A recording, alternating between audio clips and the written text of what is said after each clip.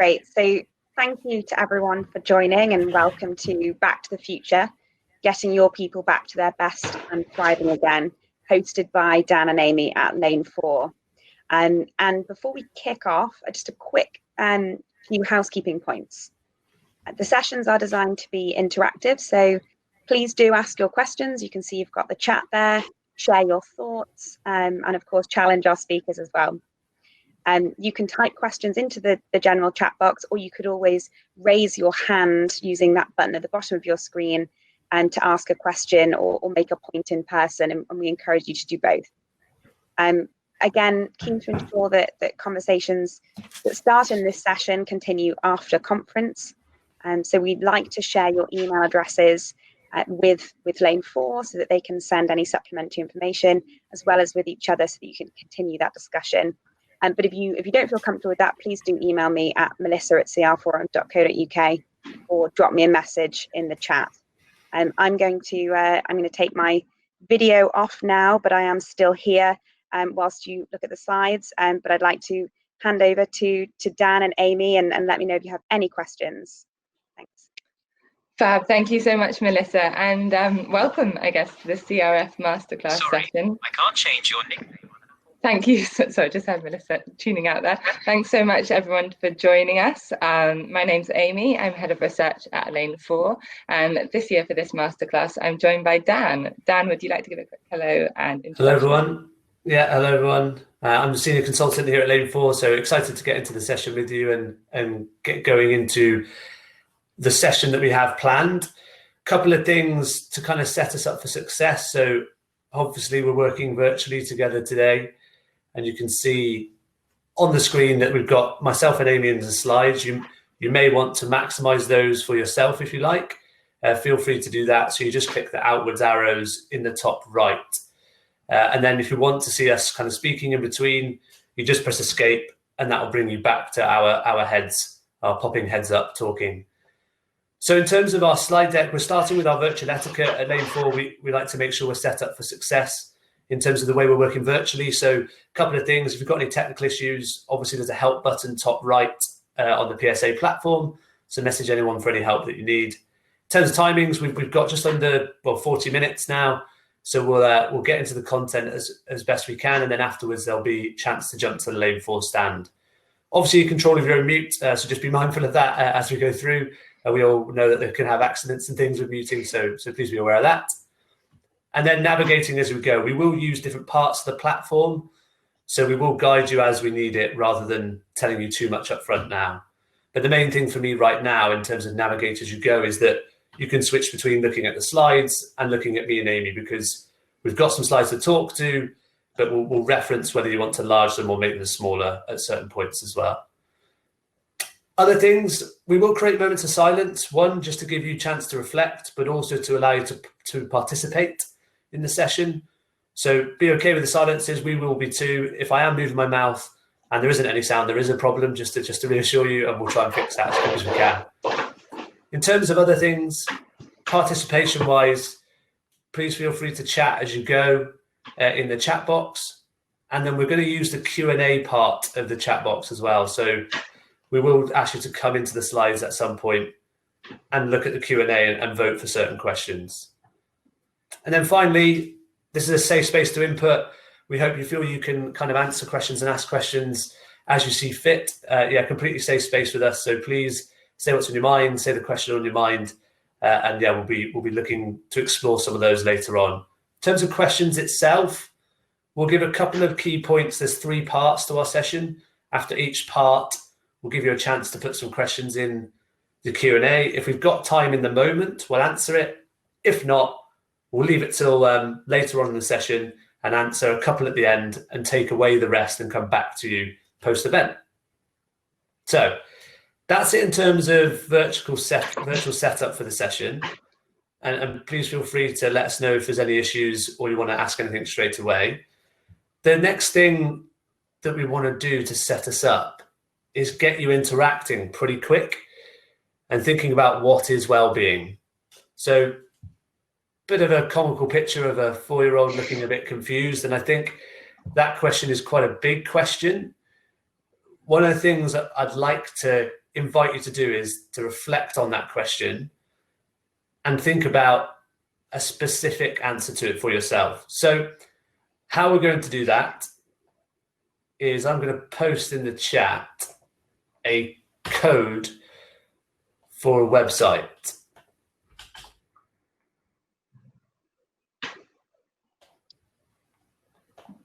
Which doesn't want to work right now. That's okay.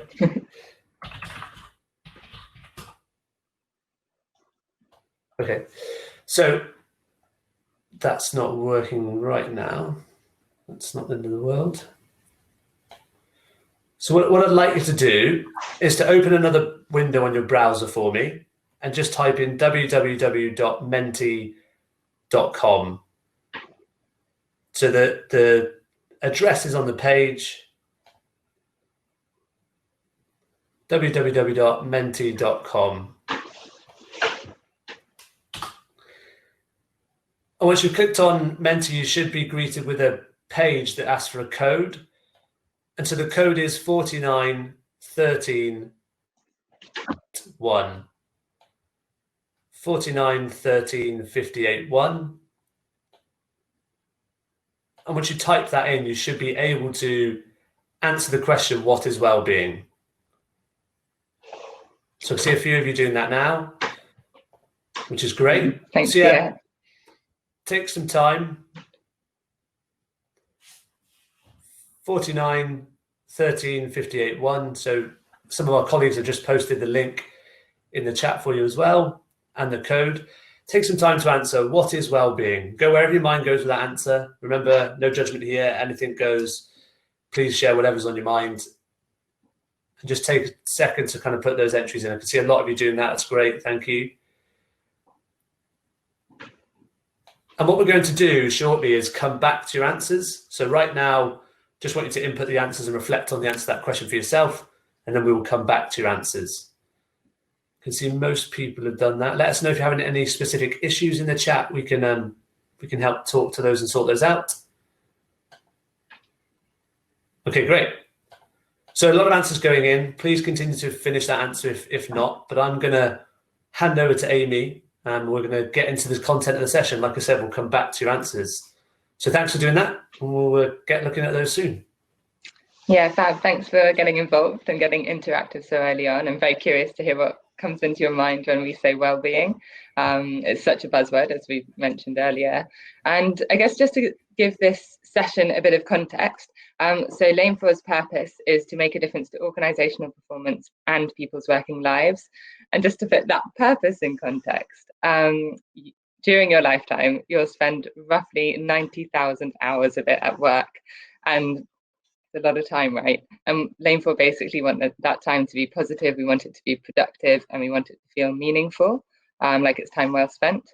And well-being is just such a star of that show. It has such a big impact on how we perform at work, our working life, and our life outside work.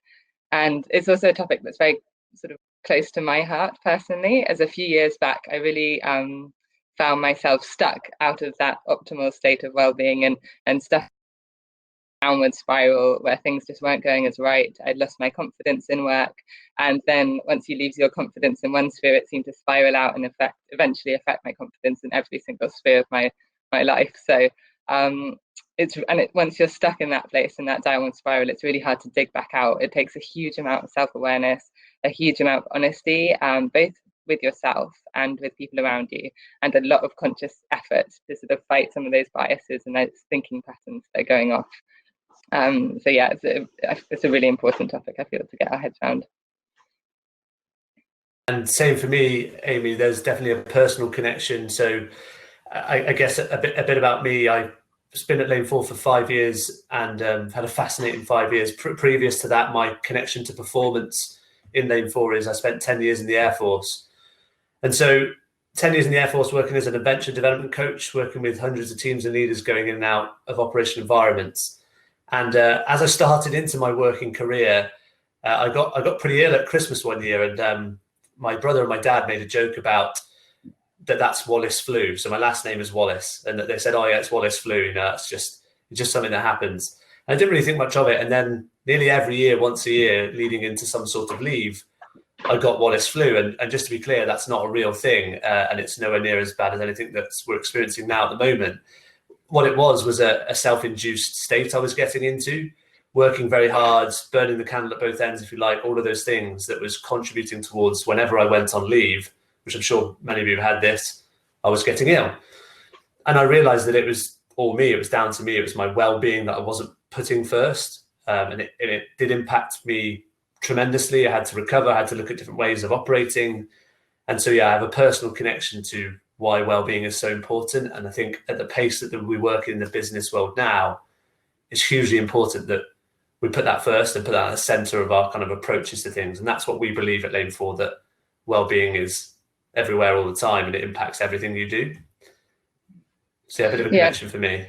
And it's interesting because sometimes when it's having that light bulb moment of noticing that something that you're experiencing is caused by something that you're doing. And I think we really want lots more people to have those sort of light bulb moments and moments of realization that help them shift their habits and behavior. And just as well, to give a bit of an aim for this session, both me and Dan are very conscious that what we promised to do was spend some time helping you get your people back to their best and thriving again. So we've got that very front and center of our mind. We want to commit and make good on that promise. And we're going to do that by sharing some of our latest thinking, our new approach to wellbeing, and some of our latest research on this topic. So to kick off, let's get started with part one. If Dan, if you can just move the slides on a little bit. So here we go, part one. Let's start with busting the buzzword. And the first way basically to get your people back to their best and thriving again is by helping them understand what wellbeing is. It's become a bit of a buzzword, but it's way more than that. It's not just like a yoga retreat or having nap booths. It's wellbeing is connected to everything we do and how we perform and how well we do stuff.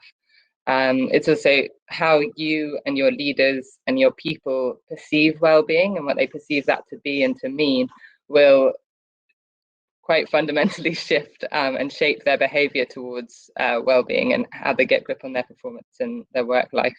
So whether people think it's just nap booths, whether it's about eating more vegetables or having fruit bowls, exercising more, socializing, there's a whole load of things that can spring to your mind when you think of well-being. You really want to get everyone on the same page.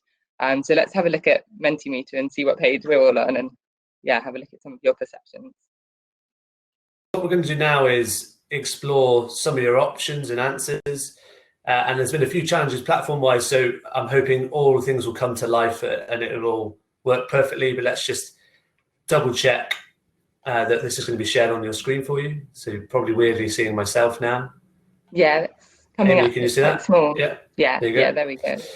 So hopefully if you make the slides bigger now on your screen, hopefully you can see this on most of your screen. We've got some of your answers. So just going to let it scroll through a few. We've got a tremendous 84 inputs. So thank you for that. Thank you for your input.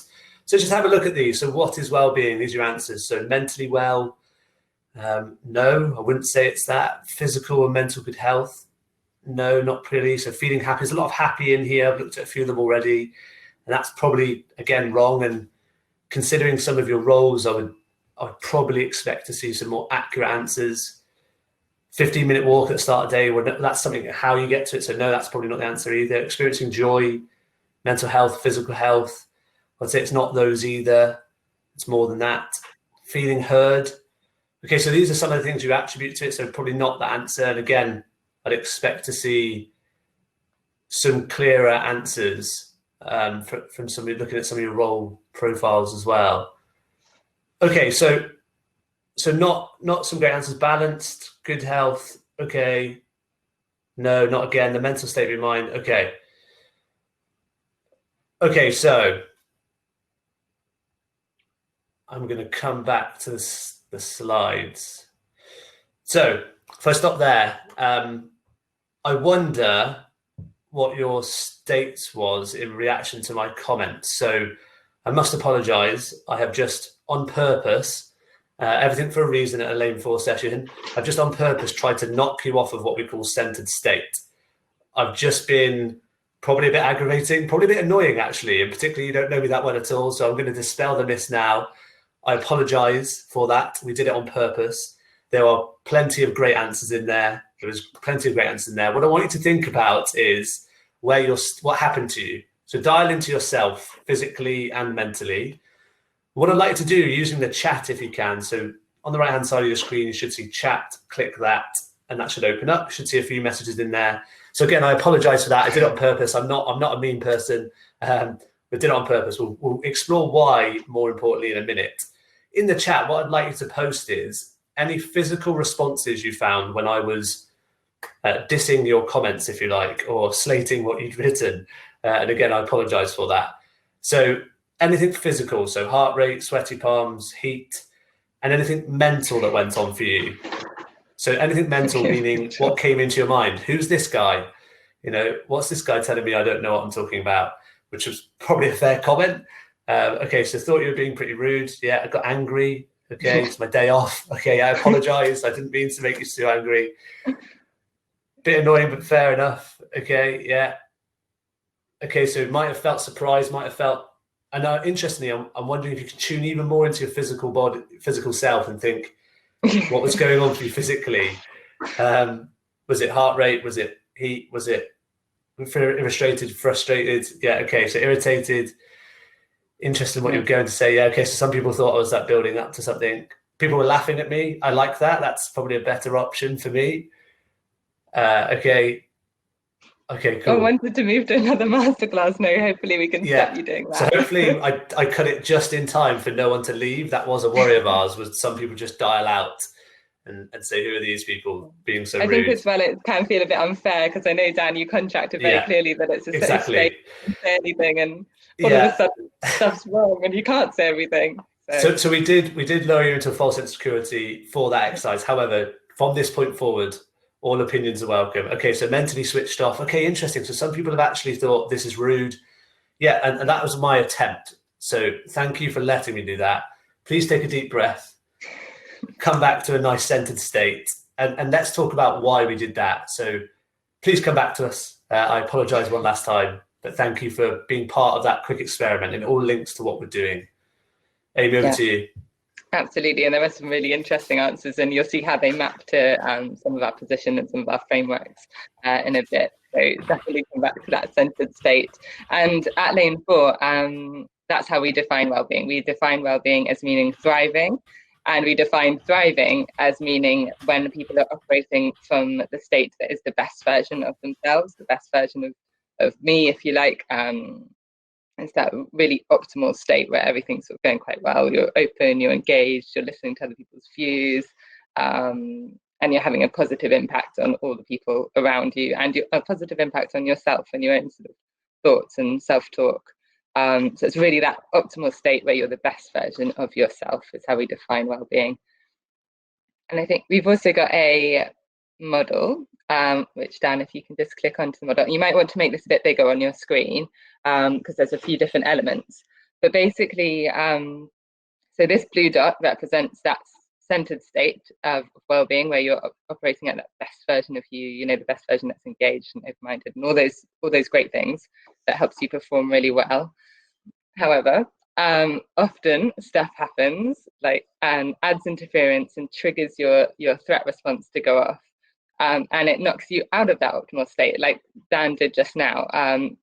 Probably for most of you, knocked you out of that optimal state. Lots of stuff starts going on in your mind, and outside this session, maybe that's an email, maybe it's a comment from your boss, maybe it's some bad traffic when you're trying to get to an important presentation. It might even just be something like a phone call from your kid's school, or a missed phone call, and it just immediately interferes with your performance and triggers that threat response in your brain. And where you go once that threat and interference has emerged is a bit individual. However, it does tend to align to the fight or flight response. So when we experience a threat or perceive a threat within our environment, we tend to go either into attack mode or we go into submit mode. And there's no like people always go into one mode or the other. It depends on the context. But if you have been pushed out of your optimal state and into attack mode, you might become more dominant, you might become, more aggressive, more arrogant, more manipulative, slightly less open to other people. You're just trying to sort of put them down and just get on with something. And if you go into submit mode, you do the opposite. You kind of withdraw from the situation. You become a lot more passive, a bit more insecure. Sometimes you get a bit of learned helplessness when you go into this mode, especially quite a lot. So yeah, there's sort of two states that people tend to be pushed out of and into, but there are reactive strategies that you can do to get back to your optimal state. And I think I'm not going out on a limb here to say that we've all been there. We've all experienced coming from a place which we just are not our best selves. We're not in that optimal state. Something's triggered us, and we're just not coming from our best place. And we've all experienced leaders and colleagues who are also not coming from their centered state of well-being, and for whatever reason just aren't being their best selves on that day or that moment. And sometimes, especially with others, you don't always know the reason or what's triggered them or what's causing interference. And even with ourselves, sometimes you don't know what's causing that interference. It takes quite a lot of awareness and reflection. But the state that you're coming from will have a massive impact on your work life, on your performance, just on everything, which sort of circle you're coming from at that moment. And I think just to sort of chunk it up at a level, your performance at work, ultimately your performance and your work life will basically come down to two questions. So the first of these questions is how skillful are you or people in your organization at getting themselves back, or at keeping themselves, was the first question, keeping themselves in that optimal state. So that's the proactive strategies. How good are you at maintaining your best self? And the second question is how quickly can you get back? So once something is triggered, once something's added that bit of interference into your head, how quickly can you get back to that optimal state once something triggers you? Those two things will be basically influencing people's performance and work life.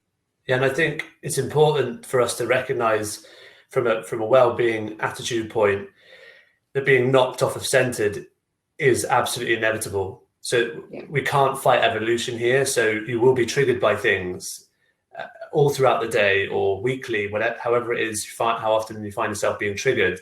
But the key, like Amy has said, is how quick we get back.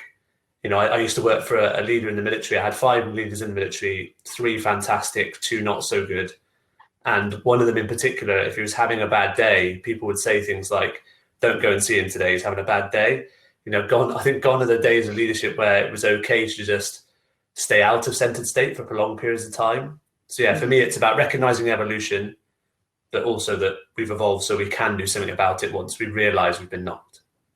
Yeah, definitely quite sophisticated. And it's such a key point. Like, well-being is not about being able to stay in the optimal state forever. It's just impossible. It won't happen.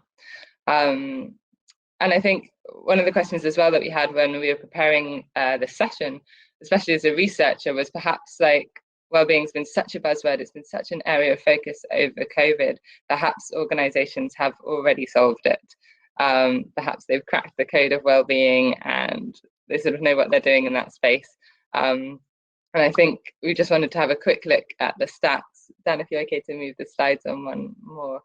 We just wanted to basically have a look at the stats and see, actually, is this a justifiable use of your 45 minutes? Is this an interesting topic? And of course, the thing that's prevalent in everyone's mind is the impact of COVID on well-being. And it's had a sort of undoubtedly massive impact from the impact of social distancing, the financial worries, the health stress of it all, the job uncertainty, the just sheer disruption around coronavirus. Multiple global studies have shown that there's been increases in anxiety, in depression, in insomnia across the world. So it has had a big impact. We also launched our own wellbeing tracker and found that actually the number of people who reported feeling strained doubled between month 1 and 4 of lockdown, from 16% to 32%. And again, it just shows how the impact coronavirus has had on all our well-being. But again, being a researcher, I was kind of like, well, yeah, coronavirus has had an impact on well-being, but maybe it's a blip. Maybe organizations were doing really well before and coronavirus has just come in and derailed things a bit, but actually we'll go back to quite a good place. However, when you look at the statistics from last year around well-being, it suggests that pre-COVID, there was still work to do, I guess is the best way to put it. So last year's 12.8 million working days were lost in 2019 because of work-related stress, depression, and anxiety. And again, being a researcher, I was interested in the trend. It's like, okay, 12.8 million working days have been lost. That sounds big. It sounds dramatic. However, what's the trend? Is it increasing or is it decreasing? Perhaps in 2018, it was 26 million working days were lost, and we're actually still improving. But when I dug into those stats, actually what I found was it's hovered around the 12 million mark since 2004. So actually just no change in the number of working days being lost because of work-related stress since 2004, which is almost more shocking, I guess, than seeing an increase or a decrease. It's just that it's stayed the same, no impact.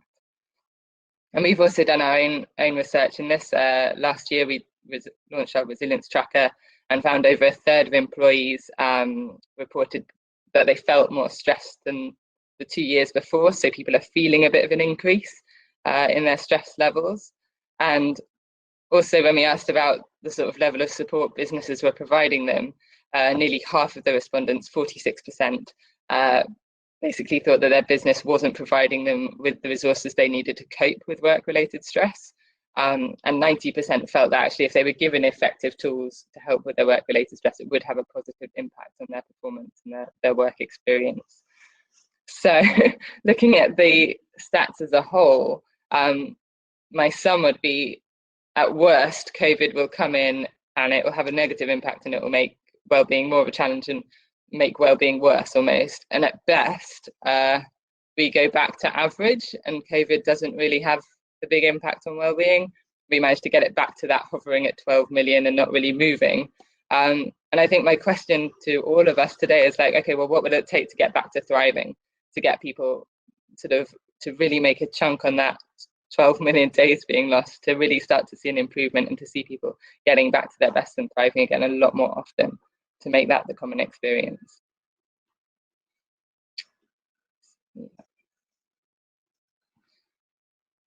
Oh, Dan, you're on mute. Yeah, so just checking yeah, we've got a few like comments and questions. So we'll come to refer to some of those shortly, actually, in the Q&A bit when we give you a chance to reflect in a moment. So thank you for those.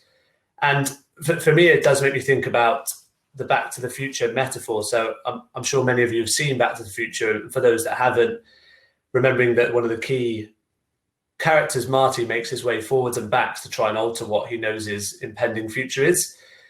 And for us, it's about referencing and looking at some of the stats and thinking, this data has been there, it's been around. And to Amy's point, are we going to see a rise? Are we going to see a decrease?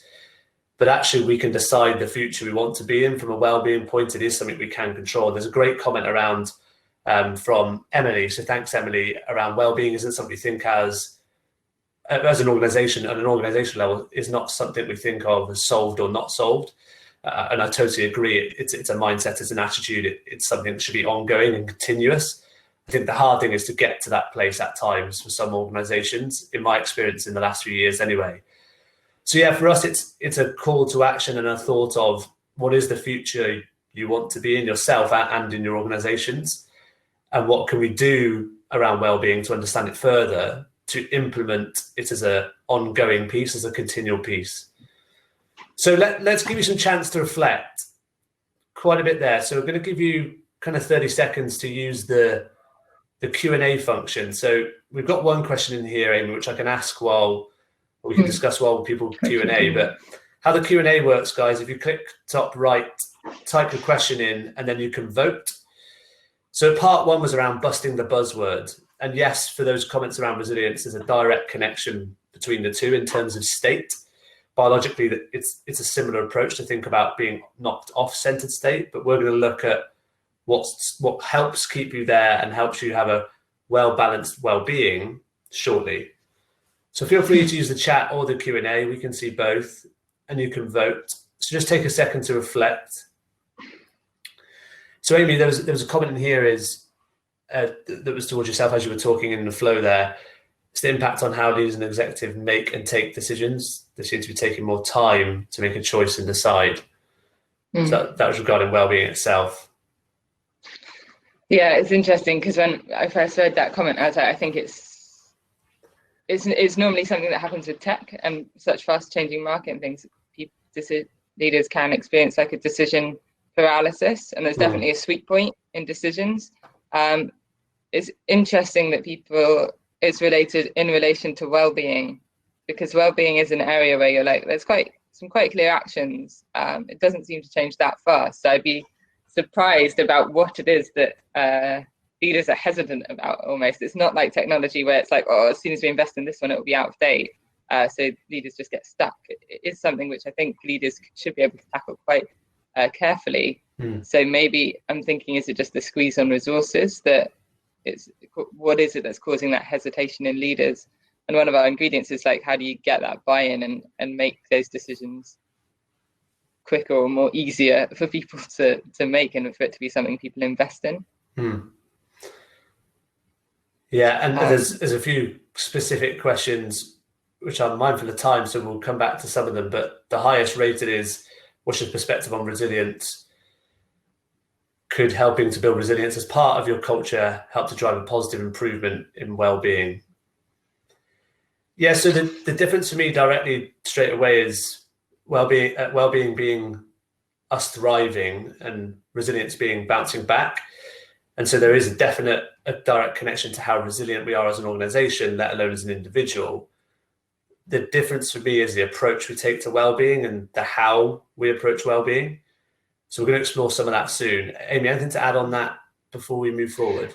No, and it's a good one, because I think in the academic literature, thriving is what they often use to describe resilience. However, it's always so associated with that adversity and the presence of adversity and bouncing back. And I think we wanted to not completely disconnect it, because we've still got the threats and interferences, but it's like, actually, you don't need to have that to thrive. You can still thrive and have proactive strategies and be in that optimal state without necessarily having something bad happen to you that you have to overcome. It's the blend of both rather than just one, which we're trying to get around on that definition.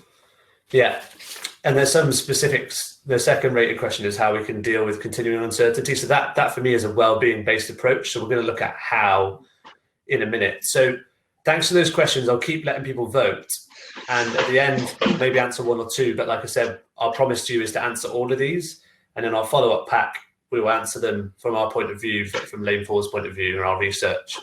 So thank you for those. Okay, let's move forward into part two, which is directly thinking about what we can do. So what you can do and how you can influence. And so this is looking at the how of well-being, the how approach. So we've looked at the why and the what. So what is well-being? So let's look at how. And some of these will be no shock to you at all, particularly in the roles that you do. But the first thing we need to do is obviously get buy-in. And I know that that's a massive part of all of your roles, and you're doing this all the time. So I'm not going to talk to that for too much, but essentially we also know that we can't just take a bottom-up approach. This has to be a holistic approach by the organization, understanding what senior leaders' knowledge is of well-being and how they view it at a detailed level. So really challenging mindsets, really challenging beliefs and views, and they may be super positive and very current. They may be more negative towards well-being, and seeing how they view that as a subject. So that won't shock you that we have to get buy-in and understand that. Secondly, we know that this is deep rooted into culture. So understanding the current culture you have, in particular, at a deeper level towards well-being. And we've got the iceberg image on the slides. And that's a really relevant image, I believe. I think it can be an overused image. However, in well-being, it really can be an indication that what we see on the surface is not what's going on underneath. And that's the same at a cultural level. So trying to get under the surface a bit more and understand what's going on under the surface in a well-being sense. People may talk about it positively, but what's the behaviors following that? And how is the organization set up to help well-being and help people thrive? So that's step two. And then step three, as our last step, is taking action. And again, this is both on an individual level and an organizational level. We know that taking just an individual approach won't work. We've got research to show that. Taking an organizational approach won't necessarily work, because people have to be equipped. So it won't shock you that is how we need to do that.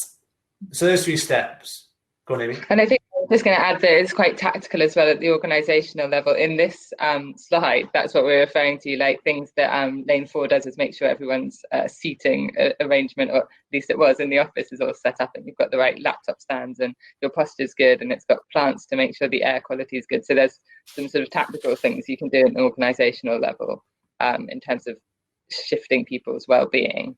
And there's the individual aspect of it. To call that out. Yeah, and I think for me, I guess my coming to realization of not putting my well-being first was through an individual lens, let alone then thinking about how the organization was set up around me. And so that can be quite a journey we have to go on ourselves anyway, let alone the organization. And I've worked with plenty of organizations to see the difference in well-being approach and the attitude. So let's look a bit further at how in particular, and we wanted to bring something to life for you. So we're going to look at taking action, but in particular, increasing knowledge to then help create buy-in. So we're going to look at some knowledge-based approach stuff. Yeah, and I think often as well, we think about buy-in at the senior level, get buy-in through investment or to do some sort of well-being initiative and spark those action on those programs, but well-being really requires that individual level of buy-in as well. Do people sort of have awareness or insight into what they're doing that might be impacting their performance and how things could be different depending on actions and habits that they take? So in terms of our view of well-being, we've got a more tactical view of all the different factors that actually influence your well-being. So at the top, we've got that state. So that was our model around what well-being is. Well-being is an optimal state of operating. And then there's three big factors, three higher order factors that influence that state, which those of you called out earlier, it's mind, body, and environment. And that's very much a psychological environment rather than your physical environment in this model. It's more looking at, do you have a sense of purpose? Do you have clarity in your role? That's a big one that can often, people don't have clarity. It's a real sort of psychological stressor and very common in such a crisis landscape. And then underneath each of those three higher factors, we have, our research has identified 9 sub-factors, all of which contribute to your level of well-being. So basically someone scoring high on all of these factors would have a high level of well-being and would be quite resilient to the stresses and interferences. And I just think mainly what sort of people need in this model and these factors is awareness that all these things do influence your well-being. And what people need to do is start being aware of all those factors, but also trying to master them.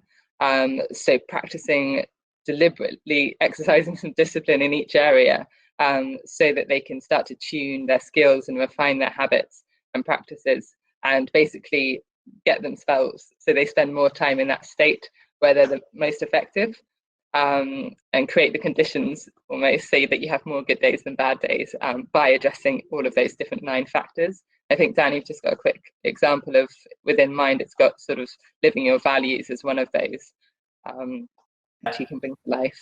Yeah, so let's bring this to life a bit more specific, and I will get back to some of the comments in the chat, so thank you for those really, really great comments. And in particular around mind for me, let's look at one of these for you both. So living your core values is part of mind, and we know that can knock us off of our centered state. In fact, it's probably one of the most common ways to be knocked off your centered state when someone steps on a value. And we know that values are largely inherited and breeded into us by our authority figures in our life, and they're normally set at quite a young age. However, they can shift depending on major life events. But for me, where I really recognize values at play is in everyday behavior. But a recent example is one of my values is loyalty. And I've got a lovely, beautiful daughter called Bonnie, 11 months old, who's not very well at the moment. She's started nursery and all the constant bugs and things. And then we've got some friends nearby that we planned to have dinner with at the weekend just gone. And I was also operated on last week on my foot. And so I was operated on, my daughter was not very well, but with a value of loyalty, we didn't want to let our friends down. And we spent 20 minutes pondering and wondering what we should do, what was the right thing to do. And then realizing that was our values at play. And the more we are aware of our values, we can live them is great, but we also don't have to be governed by them. We can help make better decisions. So let's have a play with this for you very quickly in the time that we have. So the first thing is, there's a list of values on the screen. So again, if you've made the slides smaller, you might need to make them bigger again. So expand your slides. There's a list of values. This is not all of them. Obviously, this is just a select few we've picked. You may have one in mind already, but just try and choose one of these core values that you think is one of your deepest core values for you. So just have a look at the screen and choose one of those for me. And let's play around with this at an individual level. So pick a value. Hopefully you've daggered one straight away and you've gone, that's the one. And don't worry, I'm not going to slate which one you choose this time. I'm going to be staying as myself. So what I want you to do now with that value is just write it down. And then the next part of the exercise is a couple of key things. First of all, how do you want the value to show up? So in terms of helping us live our values and therefore stay in a centered state, how do you want it to show up? And just write the answer down to that. So I know for me, it's that for one of my team that I lead, if I said I'm going to be there, I'm going to be there. And then how that plays out against my family is interesting. With my friends, if I promise something, I come through on a promise. That was definitely breathed into me by my father, as if you say you're going to do something, then do it. Don't let people down. And so I'd like to say that's how that plays out well. So think about that for you. And secondly, what's the shadow side that impacts your well-being? So this goes back to Wallace flu. One of the things I realized with Wallace flu was I was over-serving other people through my values. I was almost so loyal to other people that I wasn't being loyal to myself, which was a big shift for me. It was a big realization. And I had to keep weighing my own well-being up against others to actually help make that decision at first. Now it's a bit easier. You know, this is kind of 8 or 9 years ago, but now it's not so much of a question in my mind. I kind of know where I need to be and I know my triggers.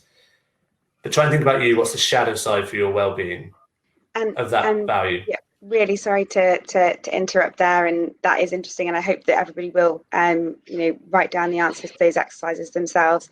But we are just about out of time. So I want to say a huge thank you to Dan and Amy for such a great session. And I know that how many people related to what you were saying in the chat.